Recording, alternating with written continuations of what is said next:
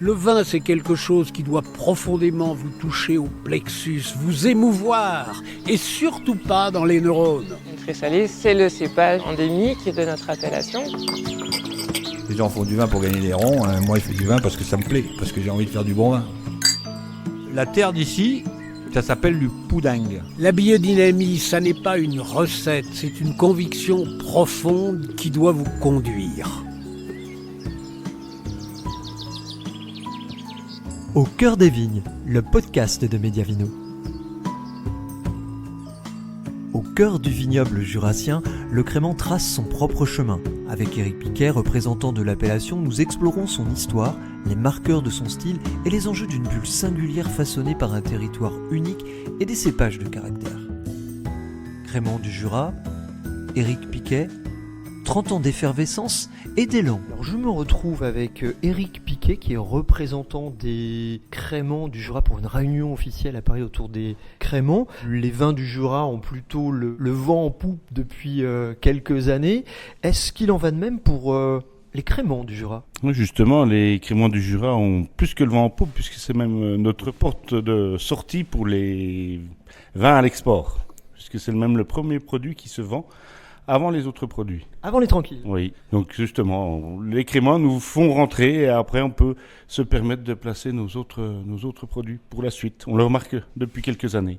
L'histoire des créments du Jura, est-ce qu'elle est ancienne ? Est-ce que la bulle dans le Jura c'est nouveau ? C'est très ancré à votre tradition viticole ? On faisait du mousseux avant, on vient de fêter les 30 ans justement du crément. Nos collègues bourguignons qui ont eux fêté leurs 50 ans. Mais oui, c'est une pratique qui est courante depuis très très très longtemps. C'est pas nouveau quoi, c'est ancré dans la culture jurassienne. Oui, tout à fait. On est vraiment sur du produit qui a toujours été utilisé dans le Jura. Qu'est-ce qu'il y aurait comme singularité autour de ces bulles du Jura dans l'encépagement ? On est sur de la méthode traditionnelle forcément ?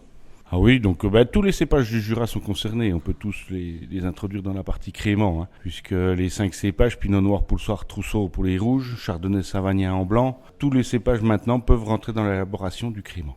Est-ce qu'on peut en faire en assemblage, en monocépage ? Est-ce que tout est possible ? Tout est possible. Chaque vigneron va pouvoir faire son assemblage comme il le souhaite, avoir le goût qu'il souhaite, puisque chacun va amener sa petite particularité sur le goût du crément. Les grands cépages jurassiens sont évidemment le Savagnin pour le blanc. On a évidemment le Pinot Noir, mais on a aussi le Trousseau, le Poulsard. Est-ce qu'on peut faire des cuvées en monocépage avec les cépages que Ce podcast vous est proposé gratuitement par Mediavino. Si vous souhaitez découvrir la suite de ce reportage ainsi que nos prochaines diffusions en exclusivité et en intégralité, abonnez-vous sur mediavino.info. Vous recevrez chaque lundi à midi un nouveau podcast ainsi qu'une vidéo, une interview et un édito. Mediavino, voyage au cœur des vignobles pépites.